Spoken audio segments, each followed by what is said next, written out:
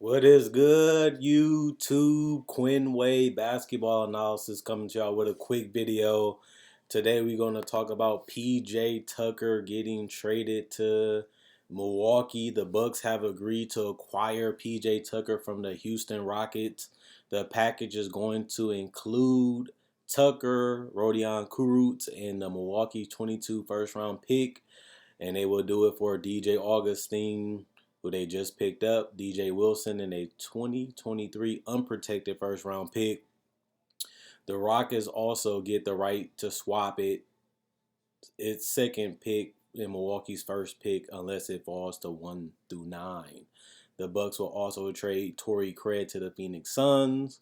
The Rockets now likely on 3 first round picks in the 2021 NBA draft, which is a good thing because this is one of the best drafts to move up in, while also having a good, with them losing so many games, it really helps them get another guy. Then you look at the fact that they still have other pieces that they can trade to get more draft equity, or, being able to get other drafts in the future. Plus, they had Kevin Porter Jr. for basically nothing. And he's a guy that has star potential. We'll see how his game goes years from now. But this is a guy that has the confidence. This is a guy that can really, have big games and big moments. And that's what you want to see from a young player. But you also want to see the consistency, and you want to see him mature as an adult. But I didn't think they'd get much for PJ Tucker. I feel like they got a good haul for him and the guy that they traded. And I feel like DJ Augustine, obviously, I don't believe he's going to be in Houston that long. It didn't work with the Bucks. I didn't really like the pickup too much when they did it this summer. I feel like the Bucks were in a situation where you already was the number one seed for the last 2 years, but you continue to flop in the playoffs. And I didn't feel like DJ Augustine would, at the end of the day, help that. And he really didn't. This team has been basically top three, top four for majority of the season in the East, and they haven't been the Bucks that we're used to, just dominating offensively and dominating defensively, and just destroying opponents. They have signs of it. They have weeks of it, but they haven't did it consistently. And it is a lot of bringing in a lot of new people in and trying to fit roles, trying to find roles, trying to find what works and what don't work, what lineups works and don't work. And they're in the same situation now with this PJ Tucker move, because you have to see how he fits. And PJ Tucker is a guy that will do the dirty work.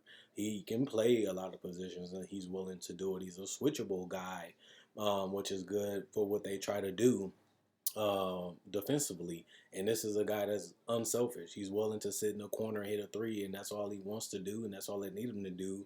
He would do it. And you need guys like that. And I feel like Tucker just adds another piece. And the other guys just couldn't, be a master of many things like Tucker is. This is a guy that has been a solid defender. This is a guy that has been the best catch and shoot guy from the corner. And that's something that you want out of D.J. Wilson. And he has the size, but he also is a guy that you really don't know what you're going to get out of him consistently. And that's something that you can't say about Tucker.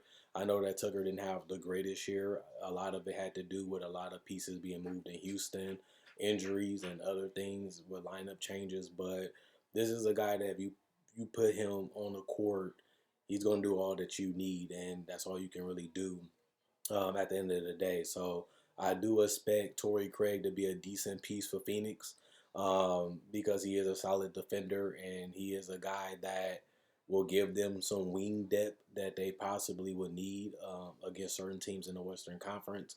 I don't look at Torrey Craig as a huge difference maker or a huge player, but considering that you're not really giving up anything to get him, and he is a quality veteran, he is a rotation player.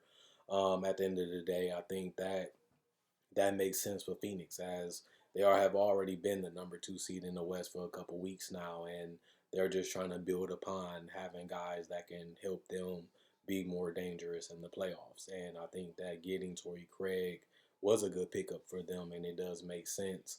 But when you look at this Rockets team, has been a terrible season. It's giving Christian Wood a lot of money and him not playing a lot of the season, and you know trying to figure out, do you want to be a contending team or do you want to be a rebuilding team or a retooling team?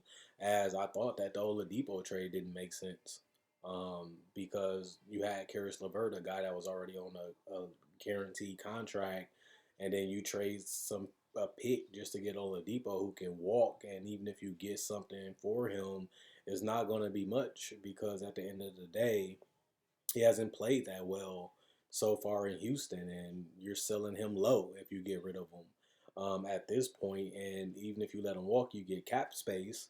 But who are you really going to target? Next offseason. So I really want to see what they do with John Wall. I really want to see what they do with Christian Wood because that it looks good, it sounds good at the end of the day. But you know, that's not a championship duo. And if you added Oladipo in there with some of these pieces, it would be interesting. But this team has completely fell apart. They went from a team that can possibly be a playoff team to just another team in the league, and I didn't think that that would happen. But you look at what they got back in return for Harden, it wasn't much. And I expected them to be competitive, but they can't get everybody on the same page and they can't get everybody on the same timeline in court. And now they went from being a team that was a piece away to now they're a team that, basically trying to find a couple pieces to become a superstar team. So I like, the picks. I like the fact that they got some players that have upside. I like the fact that they still have a coach that is respected around the league and he really wants to prove himself and he really think at the end of the day that he can do a good job. Now to me, it's just about figuring out what's next for Houston, because their record is terrible enough, and if they keep John Wall and Christian Wood comes back, that helps them win a couple games, but it also doesn't help them in the lottery. But this team is bad. Just to be honest, this team sucks. This team is bad, and they have been worse than what people thought. I didn't think they'd be a playoff team after they traded James Harden, and that obviously happened, which none of us is surprised. But they had a chance to be a playing team if guys were to stay healthy. But they're not going to look crazy if they get two good quality players on this team. They're not going to look crazy for the James Harden trade in the future if they can get one or two superstar or a superstar and an all-star piece to go with the team that they have already. They can look like geniuses if luck plays out for them the right way, and that's the lottery anyway. You don't really know what type of player you're getting. You don't know what's going to happen with them, and you really don't know what's going to happen when the season starts. And that's what happened with them this year. So they basically in the can we find a superstar mode. That's where they at right now. They're trying to take flyers on guys.